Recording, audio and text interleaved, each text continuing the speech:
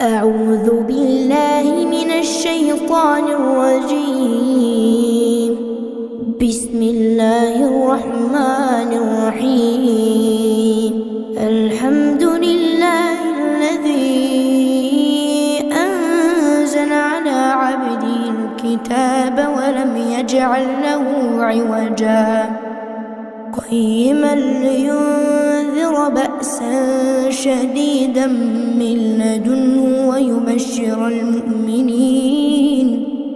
ويبشر المؤمنين الذين يعملون الصالحات أن لهم أجرا حسنا ماكثين فيه أبدا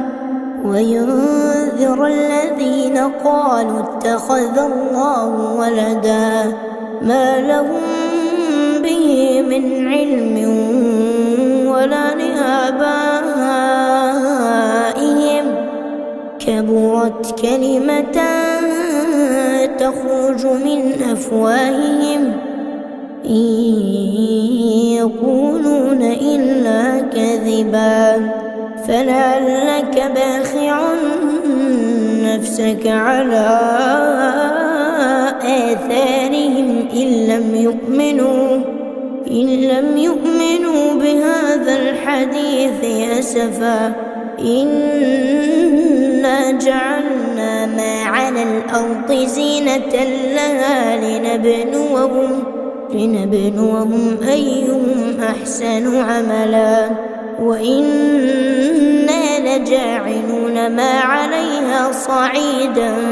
جرزا أم حسبت أن أصحاب الكهف والرقيم كانوا من آياتنا عجبا إذ أوى الفتية إلى الكهف فقالوا ربنا آتنا من لدنك رحمة وهيئ لنا من أمرنا رشدا فضربنا على آذانهم في الكهف سنين عددا ثم بعثناهم لنعلم أي الحزبين أحصى لما لبثوا أمدا نحن نقص عليك نبأهم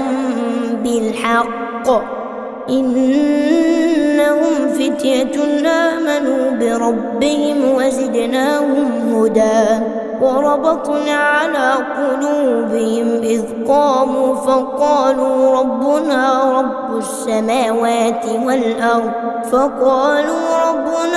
رب السماوات والأرض لن ندعو من دونه إلها لقد قلنا إذا شططا هؤلاء قوم اتخذوا من دونه آلهة لولا يأتون عليهم بسلطان بين فمن أظلم ممن افترى على الله كذبا وإذ اعتزلتموهم وما يعبدون إلا الله فأووا إلى الكهف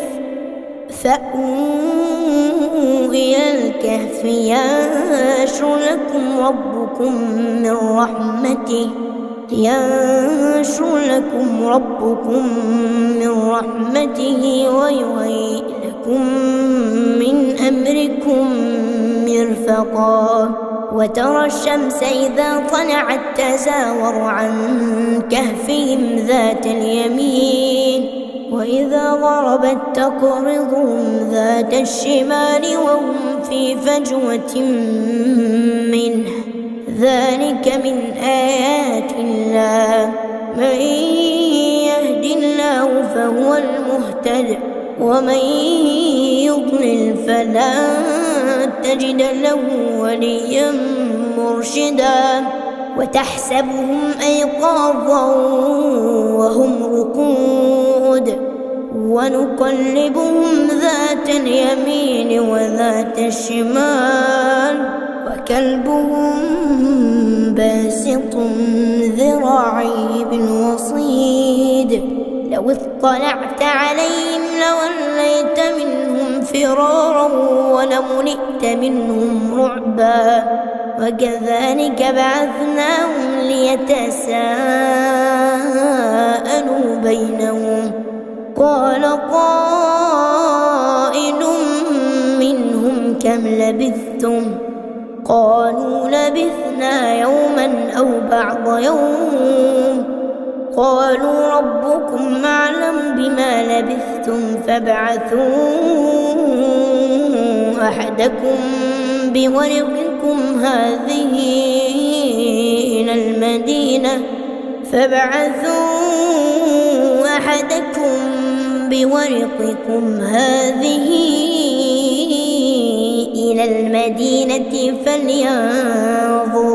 فلينظر أيها أزكى طعاما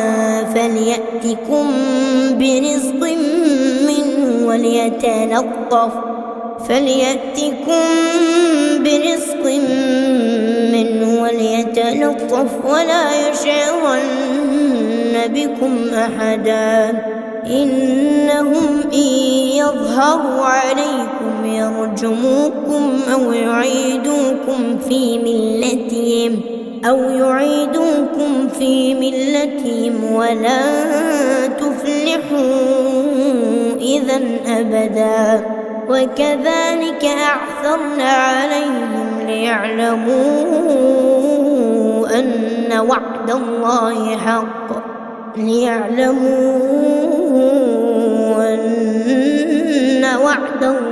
حق وأن الساعة لا ريب فيها إذ يتنازعون بينهم أمرهم فقالوا ابنوا عليهم بنيانا ربهم أعلم بهم قال الذين غلبوا على أمرهم لنتخذن عليهم مسجدا سيقولون ثلاثة رابعهم كلبهم ويقولون خمسة سادسهم كلبهم رجما بالغيب ويقولون سبعة وثامنهم كلبهم قل ربي أعلم بعدتهم ما يعلمهم إلا قليل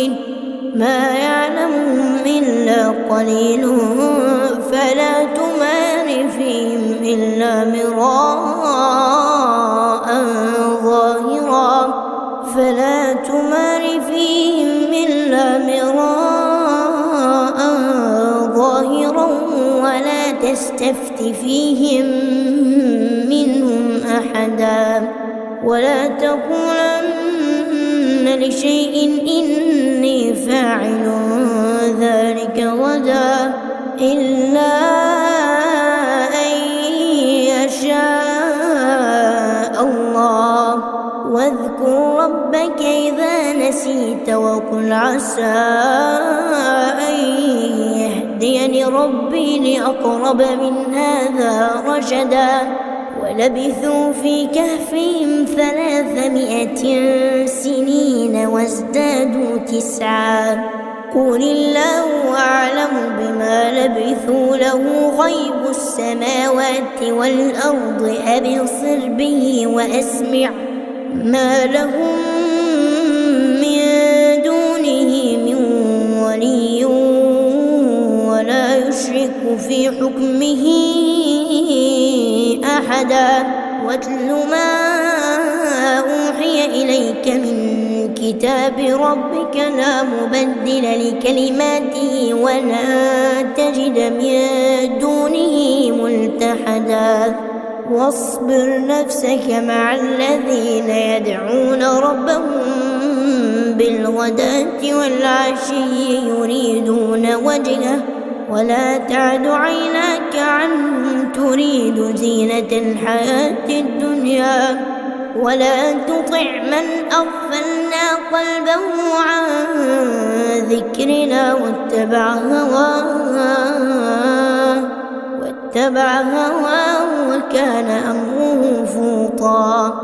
وقل الحق من ربكم فمن شاء فليؤمن ومن شاء فليكفر. إنا أعتدنا للظالمين نارا أحاط بهم سرادقها وإن يستغيثوا يغاثوا بماء كالمهل يشوي الوجوه بئس الشراب وساءت مرتفقا. إن الذين آمنوا وعملوا الصالحات إنا لا نضيع أجر من أحسن عملا. أولئك لهم جنات عدن تجري من تحتهم الأنهار يحلون فيها من أساور من ذهب ويلبسون ثيابا خضرا من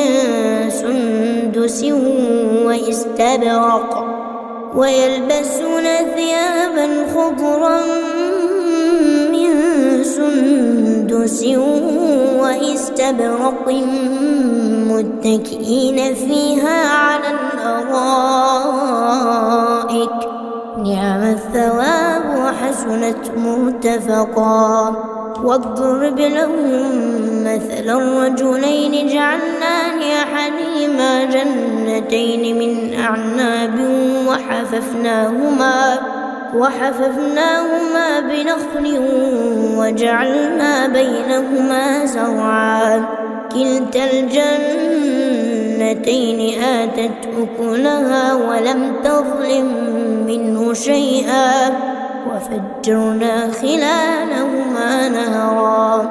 وكان له ثمر فقال لصاحبه وهو يحاوره أنا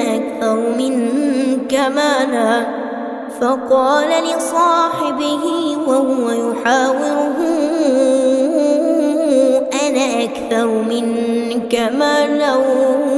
وأعز نفرا. ودخل جنته وهو ظالم لنفسه قال ما أظن أن تبيد هذه أبدا وما أظن الساعة قائمة ولئن رددت إلى ربي لأجدن خيرا منها منقلبا. قال له صاحبه وهو يحاوره أكفرت بالذي خلقك من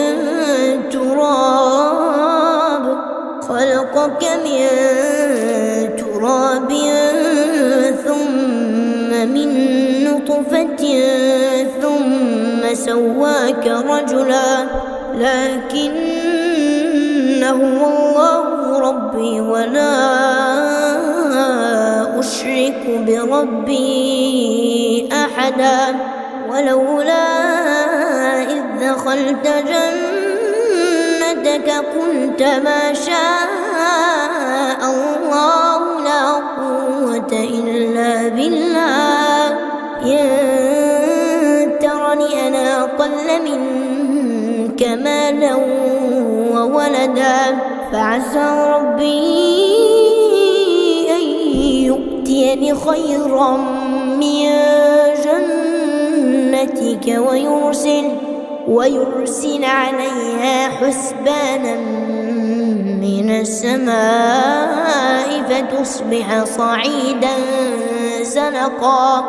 أو يصبح ماؤها غورا فلن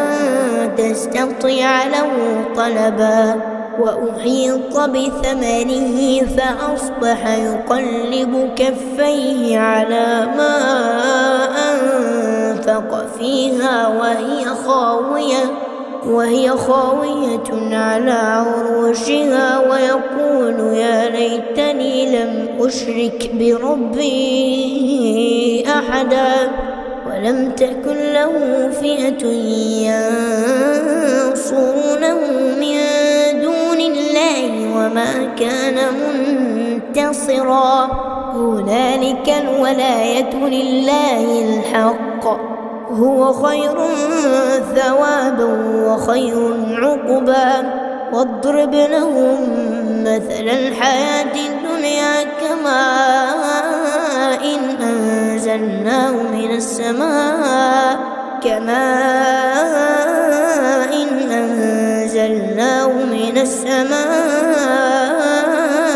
فاختلط به نبات الأرض فأصبح هشيما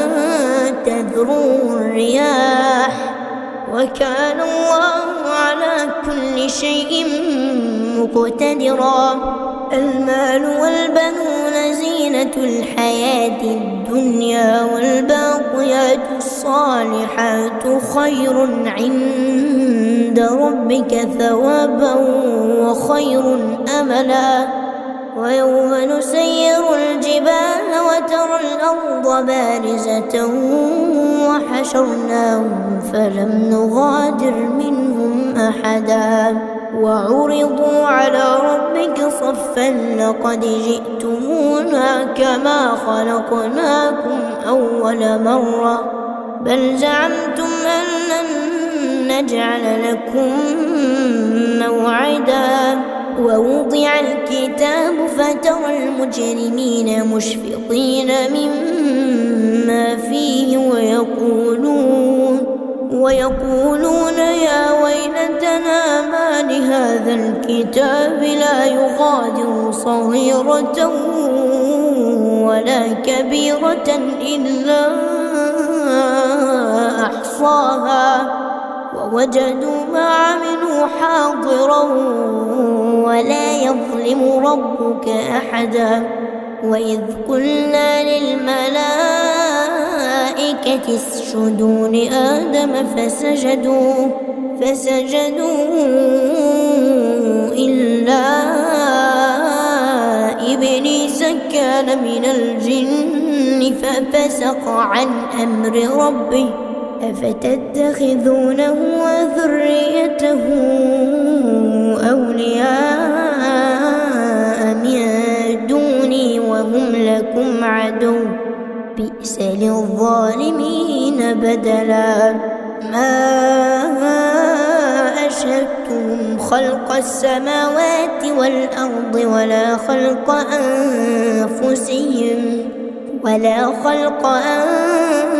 أنفسهم وما كنت متخذ المضلين عضدا ويوم يقول نادوا شركائي الذين زعمتم فدعوهم فلم يستجيبوا لهم وجعلنا بينهم موبقا ورأى المجرمون النار فظنوا أنهم واقعوها ولم يجدوا عنها مصرفا ولقد صرفنا في هذا القرآن للناس من كل مثل وكان الإنسان أكثر شيء جدلا وما منع الناس أن يؤمنوا إذ جاءهم الهدى ويستغفروا ربهم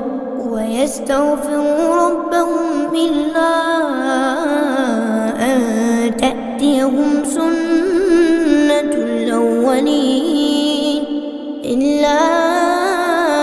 أن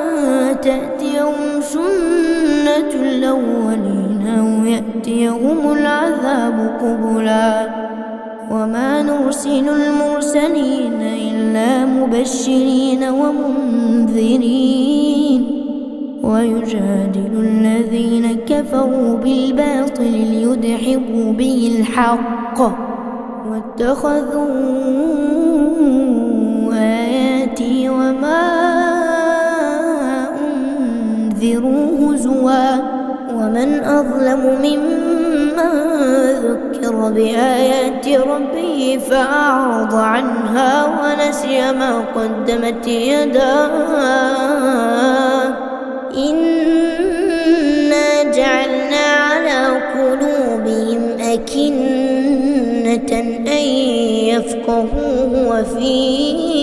آذانهم وقرا وإن تدعوهم إلى الهدى فلن يهتدوا إذا أبدا وربك الغفور ذو الرحمة لو يؤاخذهم بما كسبوا لعجل لهم العذاب بل لهم موعد لن يجدوا من دونه موئلا وتلك القرى أهلكناهم لما ظلموا وجعلنا لمهلكهم موعدا وإذ قال موسى لفتاه لا أبرح حتى أبلغ مجمع البحرين أو أمضي حقبا فلما بلغا مجمع بينهما نسيا حوتهما فاتخذ سبيله في البحر سربا فلما جاوزا قال لفتاه آتنا غداءنا لقد لقينا من سفرنا هذا نصبا قال أرأيت إذ أوينا إلى الصخرة فإني نسيت الحوت وما أنسانيه إلا الشيطان أن أذكره واتخذ سبيله في البحر عجبا قال ذلك ما كنا نبغ فارتد على آثارهما قصصا فوجدا عبدا من عبادنا آتيناه رحمة من عندنا وعلمناه من لدنا علما قال له موسى هل أتبعك على أن تعلمني مما علمت رشدا قال إنك لن تستطيع معي صبرا وكيف تصبر على ما لم تحط به خبرا قال ستجدني إن شاء الله صابرا ولا أعصي لك أمرا قال فإن اتبعتني فلا تسألني عن شيء حتى أحدث لك منه ذكرا فانطلقا حتى إذا ركبا في السفينة خرقها قال أخرقتها لتغرق أهلها لقد جئت شيئا إمرا قال ألم أقل إنك لن تستطيع معي صبرا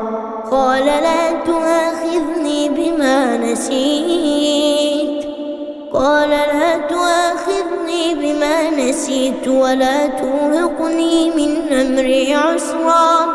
فانطلقا حتى إذا لقيا غلاما فقتله قال أقتلت نفسا زكية بغير نفس لقد جئت شيئا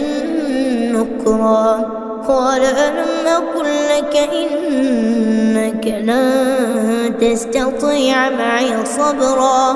قال إن سألتك عن شيء بعدها فلا تصاحبني قد بلغت من لدني عذرا فانطلقا حتى إذا أتيا أهل قرية استطعما أهلها فأبوا أن يضيفوهما فوجدا فيها جدارا يريد أن ينقض فأقامه قال لو شئت لاتخذت عليه أجرا قال هذا فراق بيني وبينك سأنبئك بتأويل ما لم تستطع عليه صبرا أما السفينة فكانت لمساكين يعملون في البحر فأردت أن أعيبها وكان وراءهم ملك يأخذ كل سفينة غصبا وأما الغلام فكان أبواه مؤمنين فخشينا أن يرهقهما طغيانا وكفرا فأردنا أن يبدلهما ربهما خيرا منه زكاة وأقرب رحما وأما الجدار فكان لغلامين يتيمين في المدينة وكان تحته كنز لهما وكان أبوهما صالحا فأراد ربك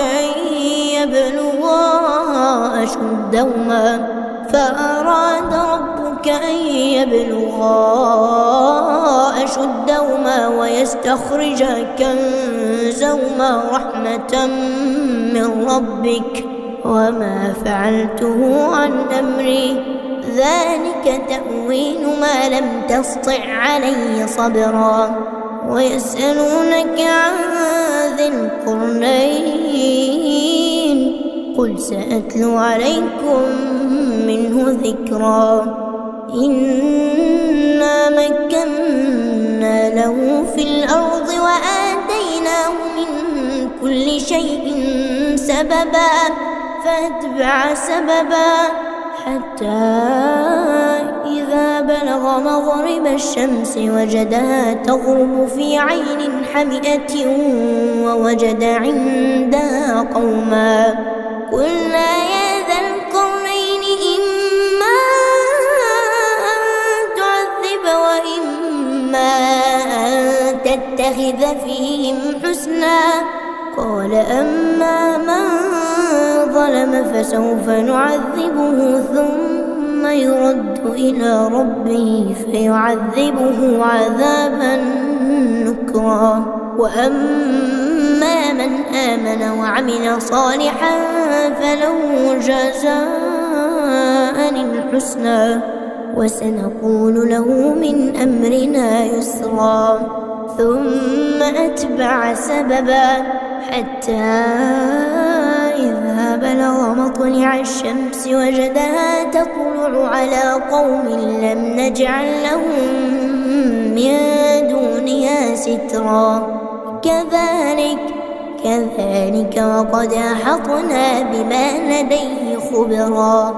ثم أتبع سببا حتى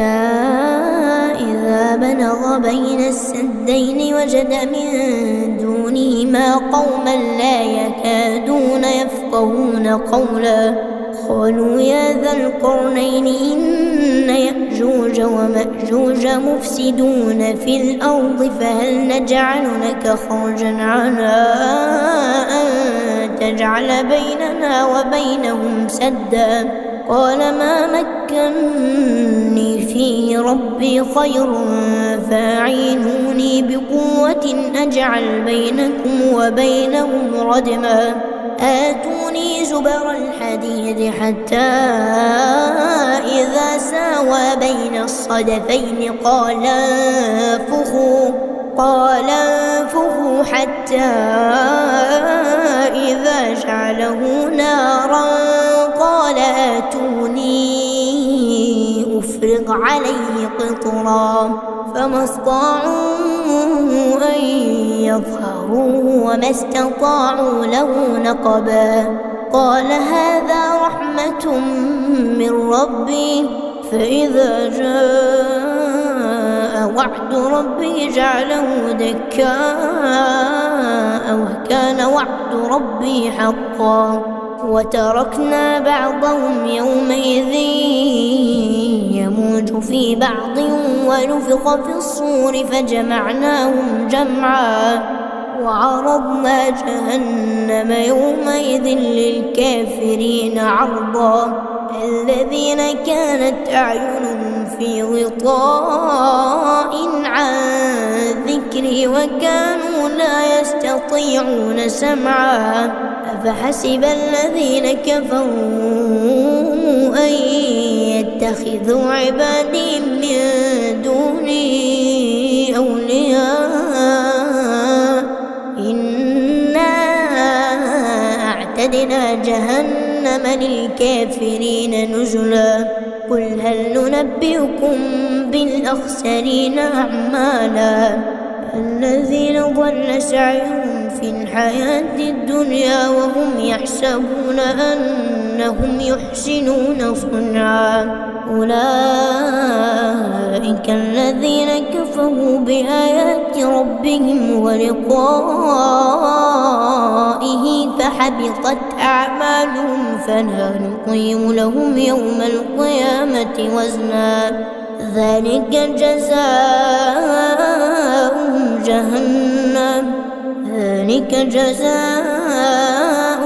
جهنم بما كفروا واتخذوا آياتي ورسلي هزوا إن الذين آمنوا وعملوا الصالحات كانت لهم جنات الفردوس نزلا خالدين فيها لا يبغون عنها حولا قل لو كان البحر مدادا لكلمات ربي لنفد البحر قبل أن